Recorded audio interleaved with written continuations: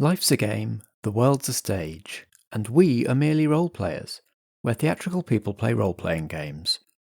I'm Matt Boothman, and I'm your compere for this main house production.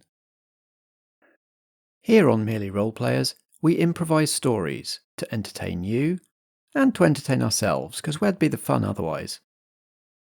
And we use role-playing games to keep the story going places even we can't see coming, because as theatrical people, we're all about maximising the drama. This episode is part of our current main house production, Vigil, Fear Itself. To tell this story, we're playing Monster of the Week, a role-playing game by Michael Sands, published by Evil Hat. So please take your seats in the main house. Tonight's production is about to begin.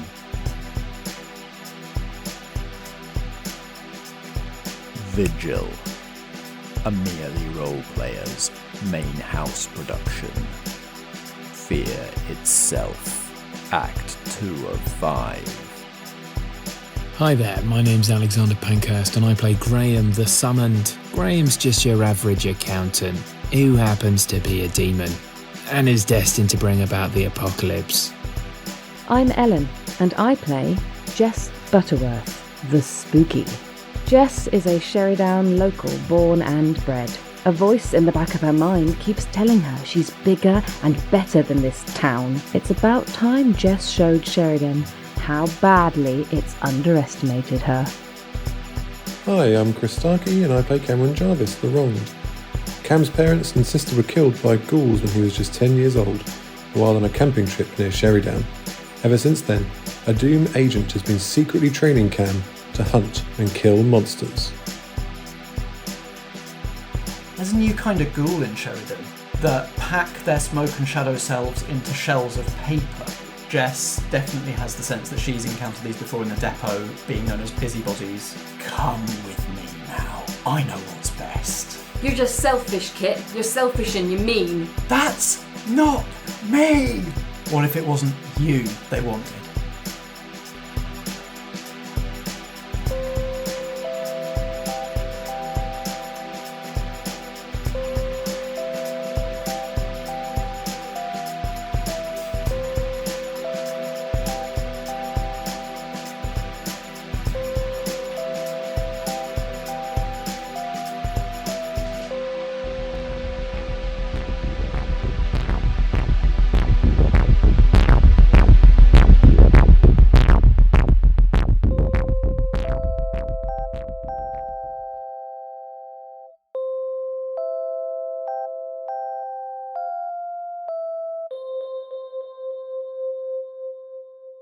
The three of you reconvene at the ruined tower of the ruined Sheridan Abbey, where Percy Byron set up her Victorian mad scientist laboratory, and it was briefly occupied by Gwyn, who installed a makeshift rookery at one of the windows.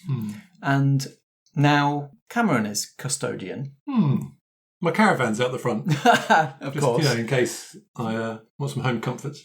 How did Cameron end up being custodian of this tower? Well, Percy left me a lovely little note before she left, in which she said, Cameron, I have invariably enjoyed fighting alongside you. Your clear mission and single-minded approach reminds me of home. In my time here, I have also learned from our comrades that there is sometimes more than one way to look at or to approach the enemy. So I will simply say, trust the people around you. Do not solely rely on the rage that fuels you. As you've said to me on countless occasions, just be cool. Also, if you need to get away from Ginny sometimes, feel free to make use of my tower. I don't need it anymore. Percy. The tower itself is yours to do what you will with. Has Cameron made any modifications or creature comforts? It's very clean. Mm-hmm. Like anything that was dirty is now super clean. Everything's in its place. Lots of, I imagine, sort of like Scandi furniture is this sort of vibe, I'd say. Very minimalist. Whitewashed all the walls. Stainless steel kitchen, that sort of thing. Everything is super clean, meticulous, everything in its place. but lacking softness, one might say. And it doesn't feel very homely. Nobody would want to live there. And so the three of you sort of hole up here as somewhere that is fairly safe. It is a tall tower that, I don't know if you've installed anything new, but when Percy was using it, you had to like shin up a rope to get up into this tower. That's his morning exercise routine. So, so you're pretty sure that ghouls can't get up here, or if they did get up here, you'd be able to see them coming through the windows and the choke points. So this is a fairly safe place for you to regroup and strategize. Right. So it looks like we're dealing with a team up. The bad Avengers are getting together. Oh, so the bad Avengers. I don't know. You've seen the Avengers films, right? No. Avengers, Jess? A bit. It's not my cup of tea, but it's like a superhero film, right? TV. We're the Avengers, right? I mean, we're the good guys. Oh. Sort of. Well, we're the worst of our good guys, but we're the good guys. Yes. And they are the bad guys, right? Who have like become bad, right? Bad Avengers. I had to stop watching CGI films because Brian laughed every time they came on. Right. Okay. Because he could see through the CG, so all you saw was people walking in front of green screens, and he laughed. Oh. Star Wars, the prequels were the worst. Really? Yeah. So now we can only watch 80s films. Oh. So movie night sucks. Right. Okay. So we're up against some bad guys, and you said there's some sort of team up. Team up, yeah. So we've got ghouls and. Well, it's like so when we were on the platform thing, we got on the ghost train. One of the things that attacked us, they called it a busybody, and it was horrible. Right. It was made of paper and creepy as fuck, and lots of tentacly, sharp, paper cutty things. Sharp tentacles are awful.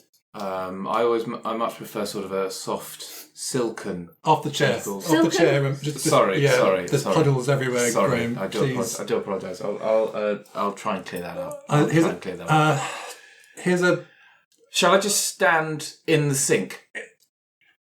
Yeah. Okay. I'll just sort of crouch in the sink.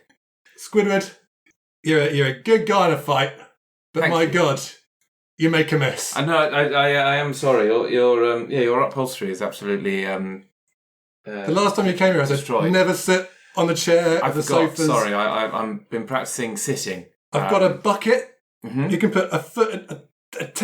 What are you again? A demon. Yeah. I've got 2 buckets. Okay. Put 1 foot in each bucket. Well, that's kind of what I was thinking with the sink. I can just The sink would freak me out, man. Okay. No one stands in the sink. I just Okay. stand on the floor in the fucking buckets. Okay, I'll stand in these buckets. Okay. Jess is doing tennis between the two of them, getting more. Listen, guys. Sorry. Guys. Sorry.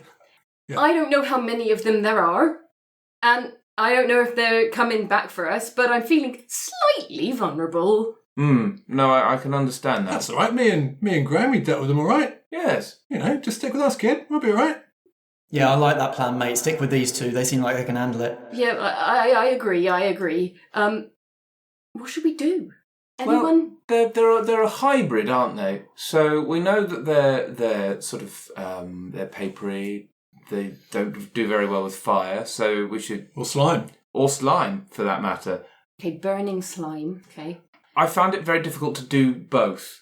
You can either slime or burn. To try and combine the two is Gotcha. difficult. Flammable? Flammable, yes. So dry and then flammable, absolutely. We could definitely go that way. Sort of like petroleum gel.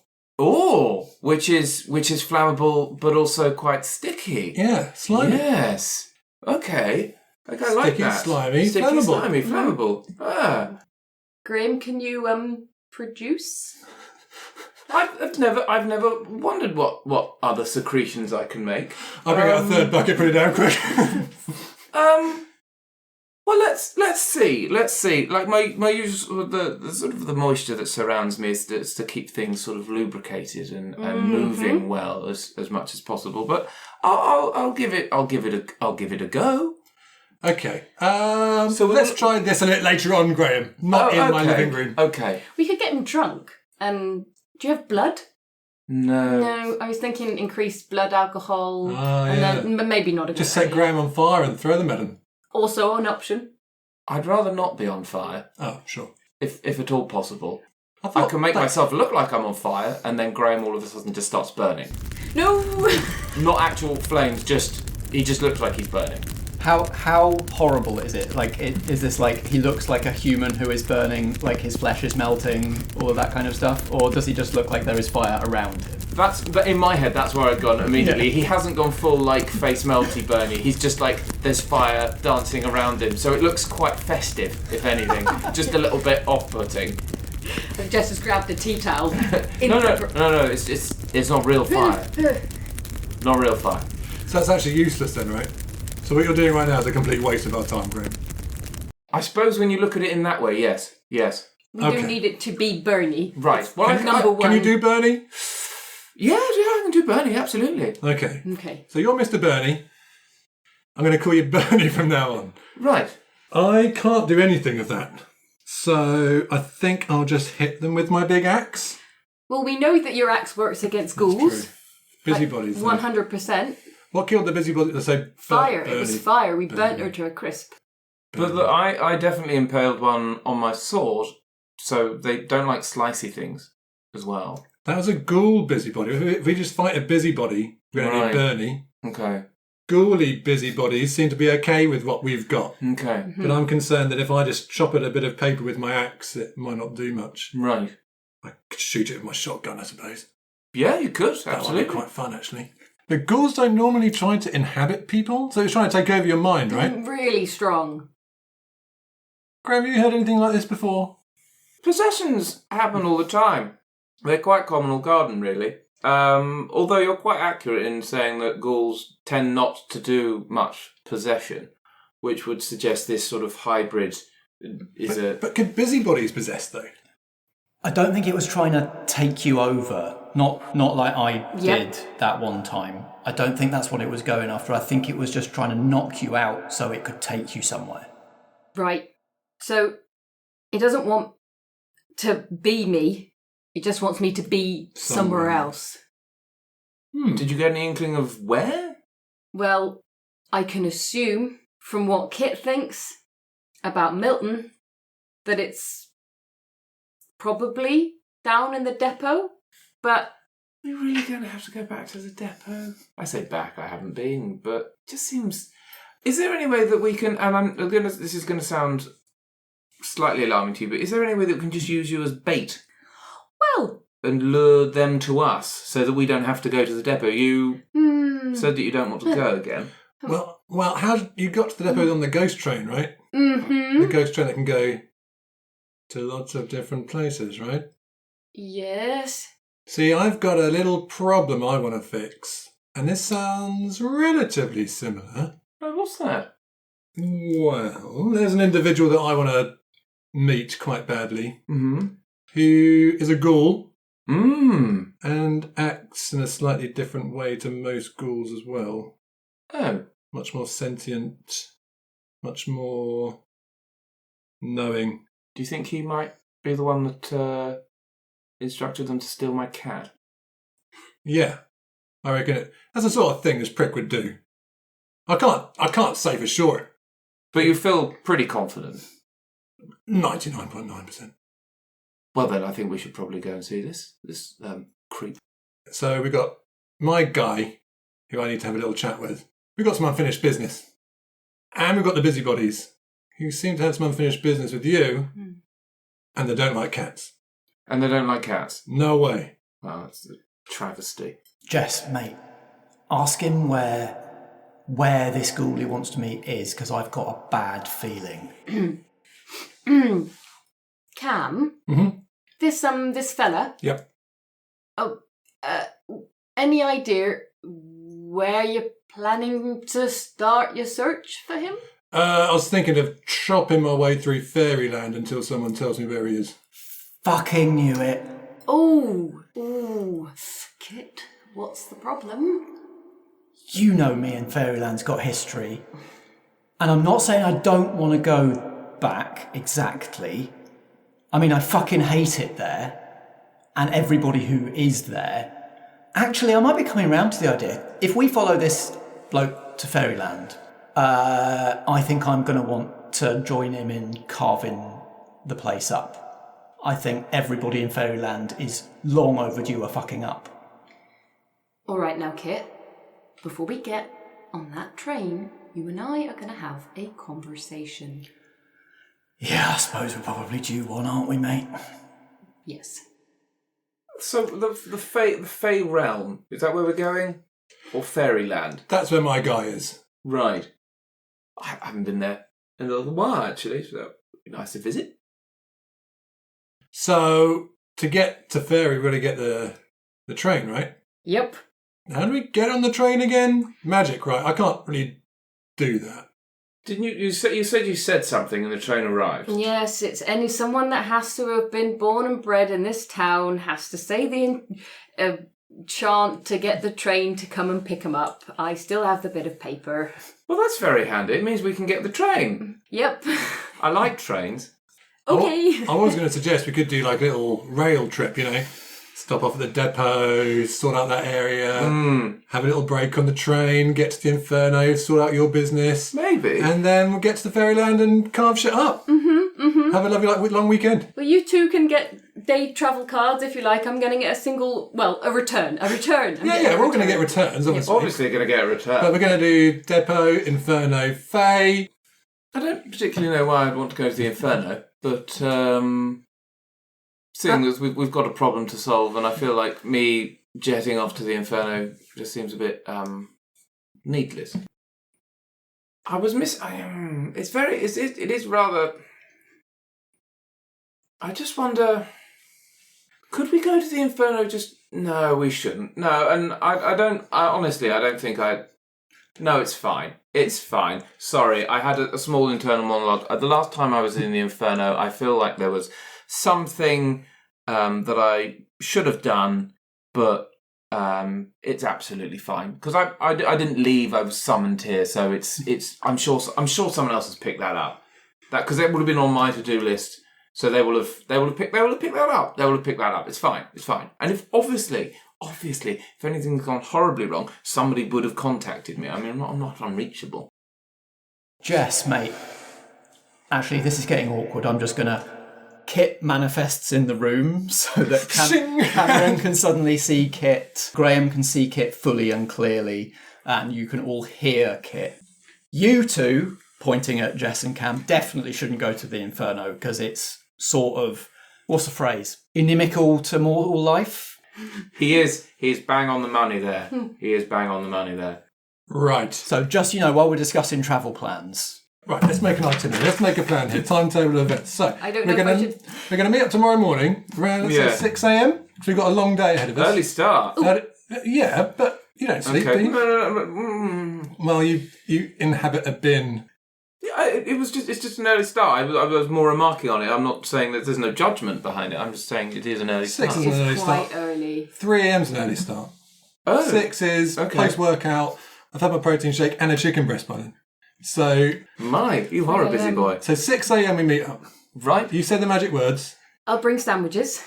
Sure. I don't do carbs. So I'll bring my own. I'll bring I'll bring myself some sandwiches. I'll bring more protein shake. So 6 a.m. start, meet there. You say the magic words. We get on the train. Awkward conversation with your brother. And then we'll get to the depot. Don't bring me and Jess to the depot. I don't want to go to the depot. I thought we want to kill everyone at the depot. But they're trying to get us to the depot. We shouldn't just walk in there. Well, we can skip the depot if you really want to, but I thought that was quite... well, the plan's already ruined, okay? What's our main focus? I thought it was the ghouls that were trying to take you, or more importantly, you. They are. So maybe we address that rather than going to the Fey realm to visit the what did you call him? The Daddy Ghoul? Yeah, Daddy Ghoul. That's my nickname for the ghoul that murdered my entire family.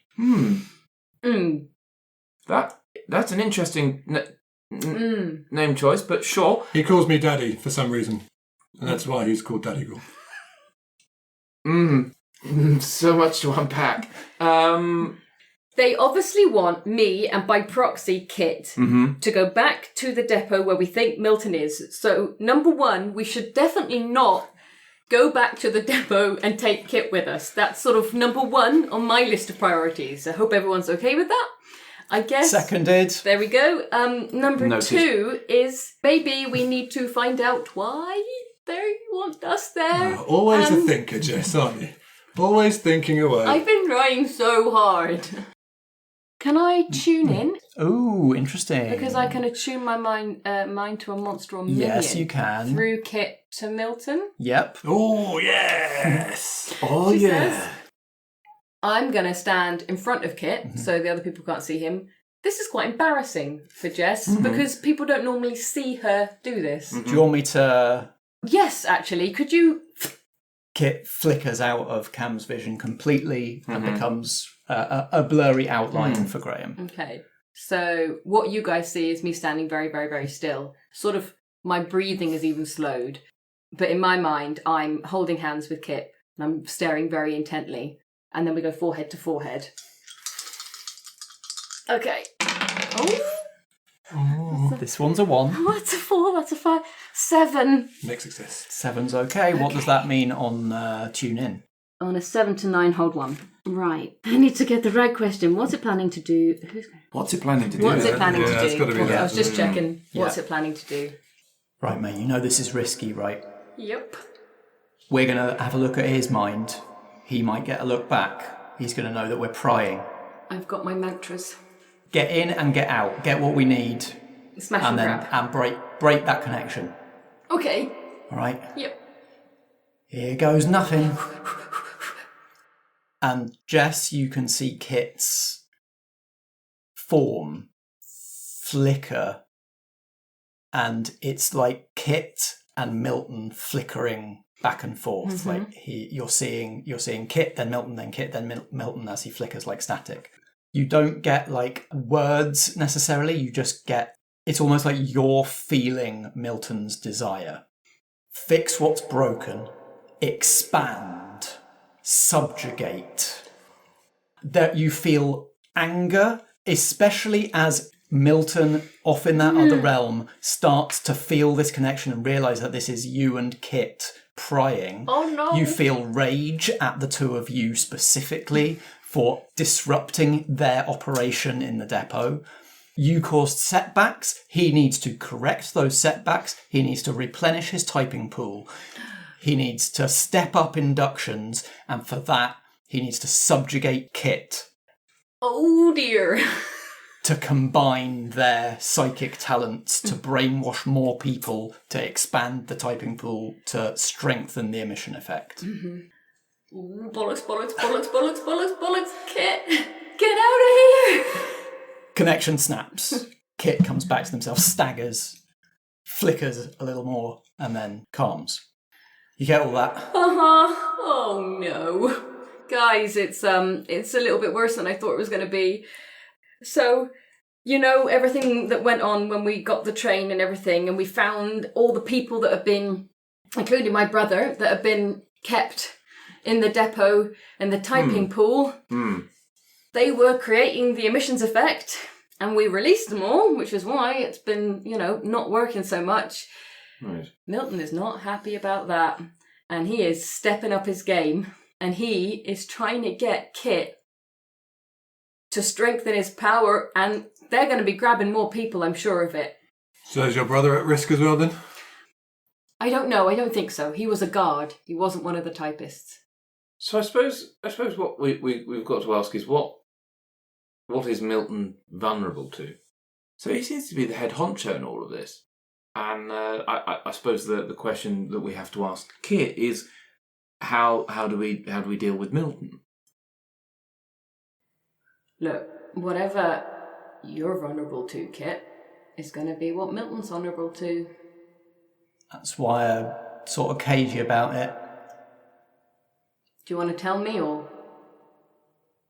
You're sort of not going to want to hear it, especially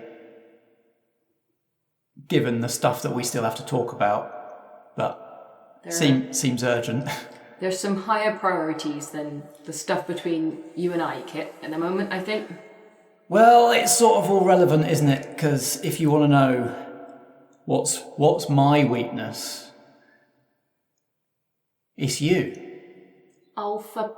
And so what's his weakness is her. Right. We need to go after Clarissa, his human. Oh. What, like kill Clarissa? Can we sever the connection? I hope there's a way we can sever the connection without having to, shed blood. And where is Clarissa? She'll be with wherever Milton is. So we are going back to the depot then, aren't we? Really? Well, I am sorry, but it does look like we're heading in that direction. You know what, Graham? I quite like the bait idea. Okay. Because how did the ghouls and the busybodies get here? Oh. Did they get the train? Did they hop on the train? I very much doubt it. But how did they get here then? If we can find a back entrance into the depot, another way in, or a way of getting them out, how did you get to Inferno? What do you do to get to Inferno? Well, I'd rather not go into the precise details, but I basically have to open a portal. Right, because when I fought... to the Inferno, and then I can get there. Because when we fought the hunt... Right. The elves, they made a portal straight to Fae. Yes, no, I mean, generally speaking, people from that particular realm can just open a portal or know a means. If they're, high up enough. Could it be that we could find someone who hails from the depot and get them to make us a portal? Portal to the depot? It still needs got to go there. Wait. Kit's been away from me for a while. Right. So, if he can leave me, maybe Clarissa can leave Milton. So maybe we kidnap Clarissa. Get to his human before they get me. They get you. Yeah. I like it. Okay. But still means going to the depot. Yeah. Fundamentally, we've still got to go to the depot. And as soon as Jess and Kit enter the depot, they're going to know that we're here, right? Because you can sense each other. Is that how it works? Definitely. So let's try and suppress that in some way. Magic, guys. I don't normally delve into this, but if we can dampen that little sphere of influence, we're going to Ocean's 11. Right, I'm going to make a plan. Let's make a schedule. Okay. So we're going to meet tomorrow at 6 a.m. and we're going to make a plan. I'll bring my sandwiches. You bring yours. I'll bring my own sandwiches. Chicken breast. Are there any preparations that any of you would like to make before setting off on this journey to another realm?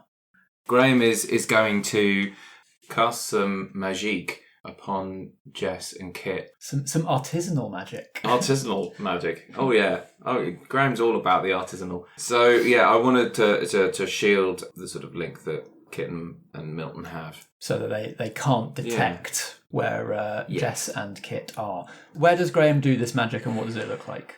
Maybe he tries it on the platform just before they ask for the for the train. Great. So we've all assembled at 6 a.m. According to Cam's detailed instructions. Yeah, and you don't have to be at the station to summon the ghost train now that it's sort of running to Sheridan. Jess particularly can summon it from anywhere in town, but the station is still a good, discreet place to summon it. Now that you know that people who see it probably won't forget about it. Yeah, good point. Okay, yeah, let's. So I'm going to do that. Previously, Graham's magic has sort of come in the form of either smoke or sort of fire because he's infernal. And the same counts for here. He's going to take a long drag on his cigarette. And let's see what pans out as he blows smoke over Kit and Jess. That's a 5 plus weird. 2 for weird. And I'm going to use a point of luck. I don't want this to be something that doesn't work perfectly. So I'm going to use a point of luck, which brings us all closer to the apocalypse, which is just the best. You now have a full success on use magic. So the magic works as intended with no glitches. So as I blow the smoke at Kit and Jess, it sort of very simply creates a little shield around you both. Kit notices and Jess notices if they separate, then It looks like one of those bubbles that's been filled with smoke from a vape. Very You've ever seen that? So they sort of separate and it two little bubbles around each other, so they don't have to be like jammed together the entire time. Ah, worked perfectly, like a charm. Jess, for the second time in 24 hours, you find sort of smoke wreathing your vision, but where before, when it was the ghoul, it was black, dark, like gritty, scratchy smoke shot through the shadow. Now it's the softer, greyer, bluer smoke of a cigarette. Mm-hmm. I believe my work here is done. Well done, Squidward. That was really good. Oh, thank you very much. I'm actually genuinely impressed. It's the second time I've been impressed by you. Ah, marvellous. So well done. You're welcome. I am likewise pleased not to be in flames. Again, you're also very welcome. Right then. Is everybody ready? Let's call this train, baby. Right. I've got to get out of this town.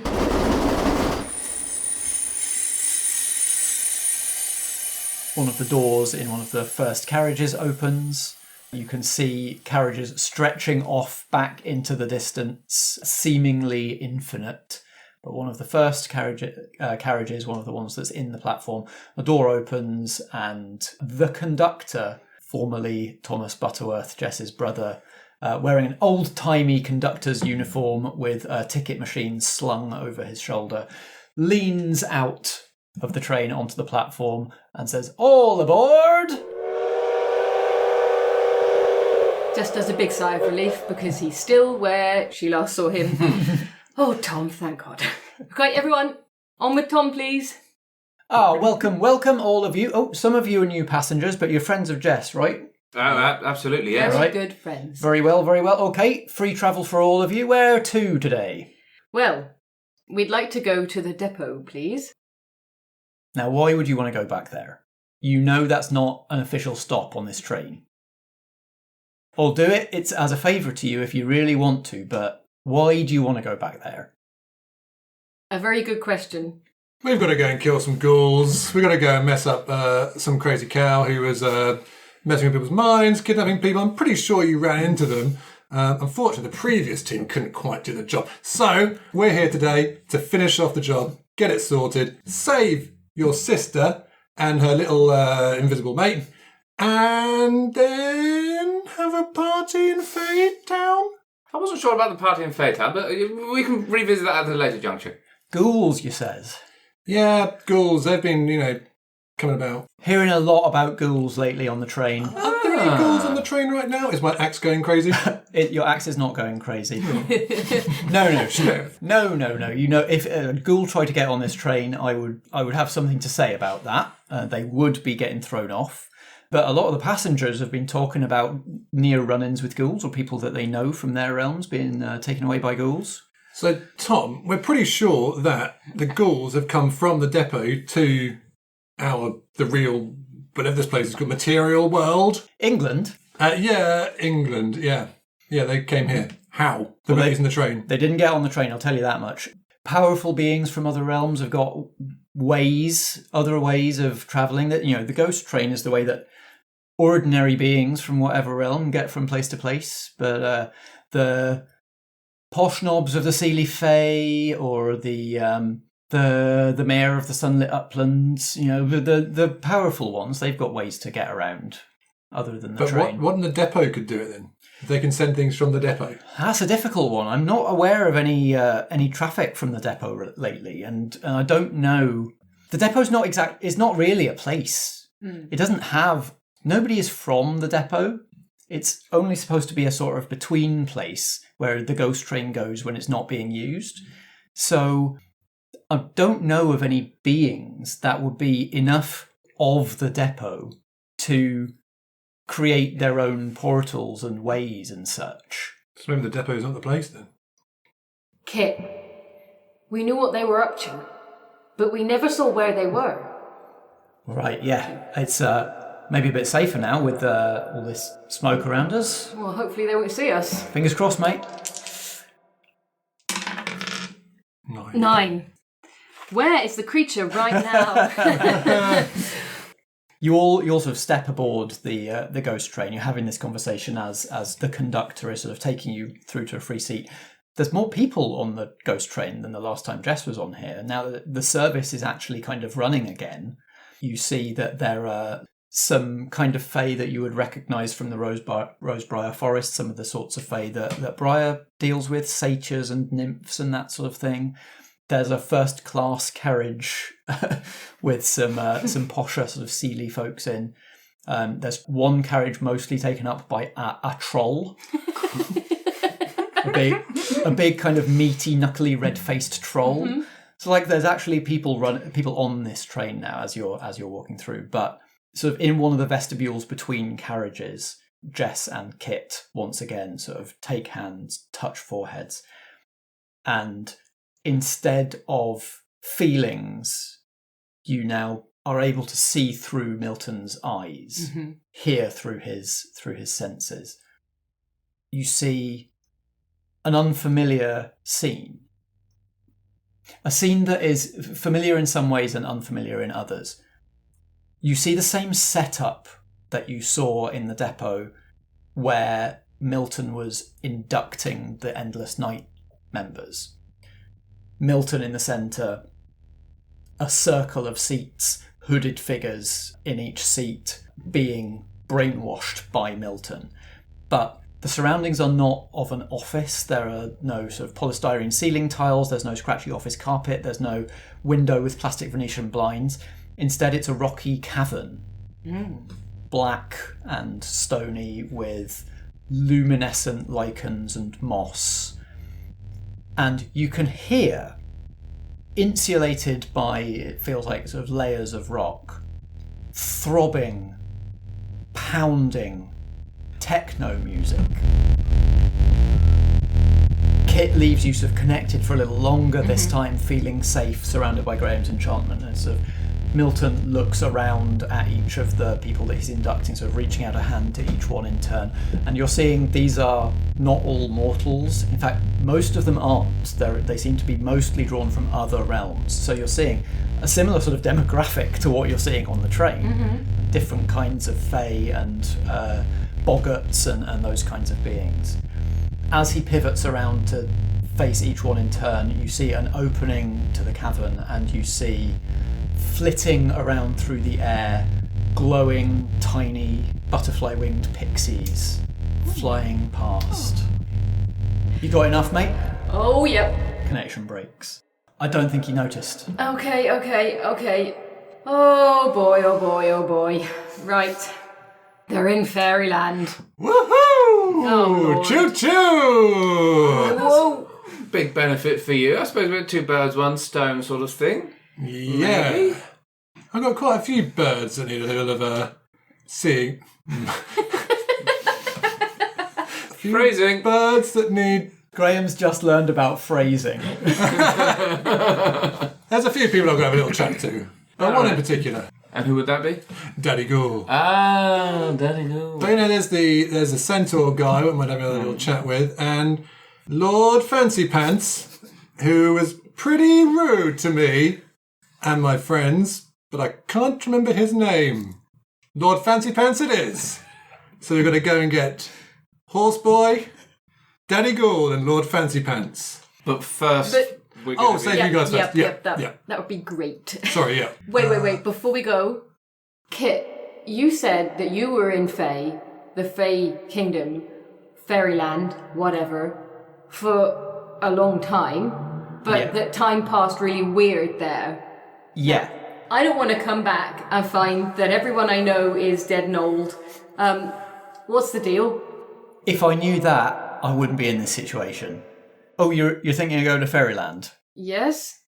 Right, okay, we can do that. I'll sort you all out a trip that way, but I can give you the safety briefing, as it were, for mortals visiting Fairyland. That would be very helpful, Tom. All right, I'll talk to you about it when we move off. There's space in that carriage just there. As you head through the vestibule to the carriage that he points you through to, you find it's a restaurant car. So there's various sort of denizens of different realms, a satyr and some other sorts of people dining on various different kinds of things. And at a booth on his own at the very far end of the carriage is a thick-set, barrel-chested 50 or 60-year-old man wearing a white shirt, a shoulder holster, with a napkin tucked into the top of his shirt. Cameron, you instantly recognise... You fuck! Ernest Bering, agent of the Department of Emissions. Oh no, Matt, what have you done? He clocks you, because he's a very alert agent type, and you lock eyes across the end of the carriage. Oh, I start walking forwards. He casts the napkin aside and reaches under the table, you think from experience with Ernie, probably for a weapon. I start running towards him. He rises kind of awkwardly because, like, the table is partly over the seat that he's in, so he can't rise all the way. From underneath the table, he's pulling a M16 type assault rifle, but only with one hand on that. He's pulling it up so that it's above the table, but with the other hand, he puts a hand out to you and goes, "Cameron, wait!" Wait! Fucking wait! I'm going to grab the gun and snap it in half. Incredible. If I do this. Yeah, great.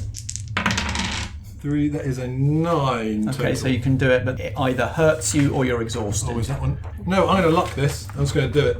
I grab the gun, snap it in half, and I just lift him up by the neck. Cam. This fucker is responsible for everything!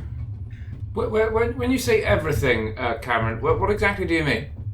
He made the ghoul that killed them all! Calm down, Cameron, calm down. Squeeze a bit tighter. Think about this before you hurt yourself. So this man made a ghoul? He released it. Well, that wasn't very wise, was it? I've come to realise that in the years since. I think Jess has reached Cameron and is like, she's not strong, but she's trying to wrestle his arm I down. push her away. Okay. I just look him in the eyes. Why should you live? Maybe I shouldn't, but you definitely shouldn't try and hurt me right now. One reason, Ernie. One reason, or you're dead. Ernie pulls a combat knife off his belt and he cuts across his other hand with it. He takes 1 harm. Cameron, you take 1 harm as the exact same wound appears on your corresponding palm. You feel the slash of the knife across your hand. Took precautions. Thought I might meet you on the train. Ow! I just slowly lower him down back into his chair and I sit opposite him. I've got business in another realm. Seems like you do too. We don't have to do this. We can do our separate things. I'll move to another carriage, I don't mind. Why didn't you tell me, Ernie? Tell you what. Everything! Why leave me? It's fucking 10 years old, man. You saw me every 6 months. For 10 years. And you were the one. How could I? How could I tell you? Saw all that rage in you about it. Truth be told, I needed to bank that rage. I needed that rage. I saw an advantage in it. But there was no advantage in it being pointed at me, was there? You guys see how much of a twat this guy is, right? So Graham's helping Jess back up, and I think we've sat probably in the booth opposite, not directly because it's quite an intense space to be in, but we haven't moved far away. And I'm just going to take a very, very long drag of my cigarette. I'm going to blow smoke directly into Ernie's face and cast some magic. 6, 7, 8, 9. It works, but there is a glitch. I take 1 harm. Oh, interesting. And what is the effect of this magic? It removes the curse that is placed on you that links Ernie. You blow smoke in Ernie's face, and it's like he's specifically cast this charm on himself to mimic damage to him onto specifically Cameron, but in trying to remove it, some of that is mirrored onto you as well. And so whatever this means for Graham's actual form, that same injury, the cut across the palm, happens to Graham as well. And you see, you blow smoke into his face, and there is a sizable puff of smoke from under his clothes. It looks like there was sort of something under there that was like the physical component of this spell that has just gone up in smoke. And he winces, like he feels, it seems like this probably burned him under his shirt. Graham also winces slightly, because he's not used to getting small amounts of damage to him, because he's always got the armour to protect him. And then he just backhands Ernie across the face. And I look at Cam and go, feel anything? Much better, thank you. Good to hear. Right, Ernie, my old son. So I was nothing but a tool, is that right? A tool for your need for violence. You made me into a monster. You killed my family. At first. And now you've made me into something I hate. At first, yes. You were an asset, all right? That's how we're trained to see people. And by the time there was any more to it, by the time I actually cared about you, it was too late. I couldn't tell you the truth, or it would bring the whole thing down. We'd end up in this situation, is what I've been trying to avoid. I'm going to rip the table out from between us. Right? 8 total. I'm going to be a little bit tired from this bit now. Okay. I was going to grab him by the throat. I'm going to turn to Jess. You're the only person here who isn't a monster. Why shouldn't I kill him right now?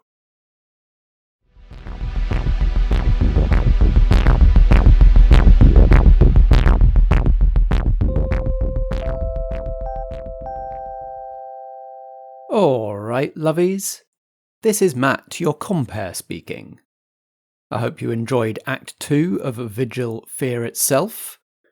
There will now be an interval of 2 weeks before Act 3, but in case that leaves you high and dry next week, we're going to invite you backstage to hear some more of Percy Byron's letters to her friends left before she returned to her own time.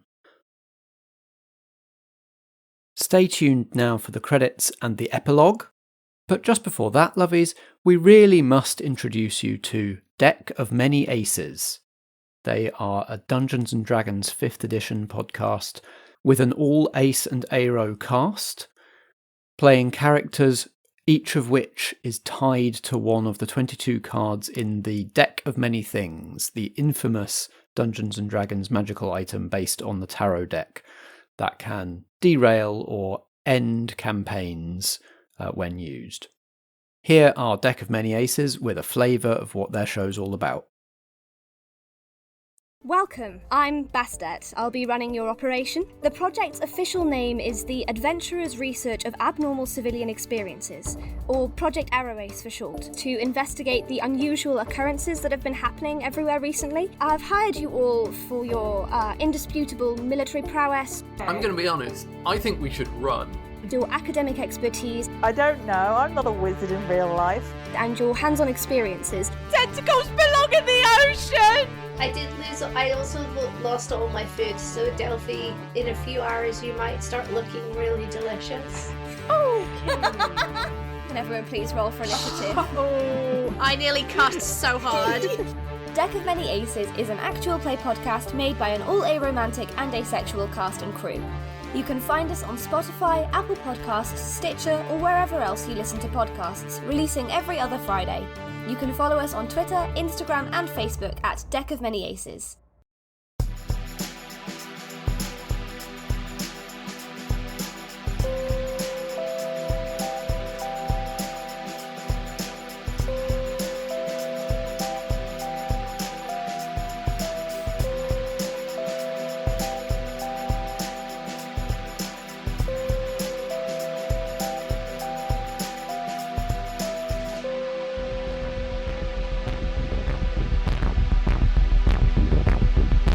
This has been Vigil, a main house production from Merely Role Players.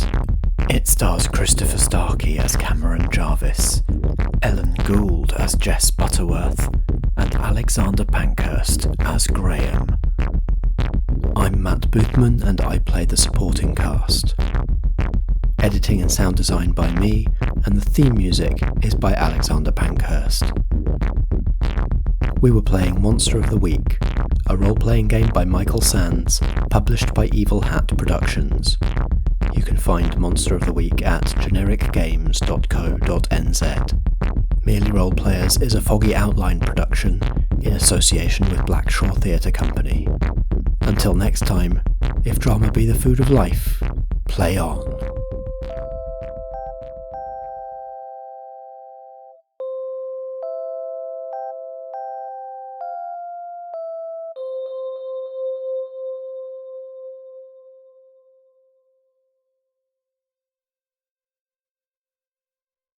Excuse me, mister?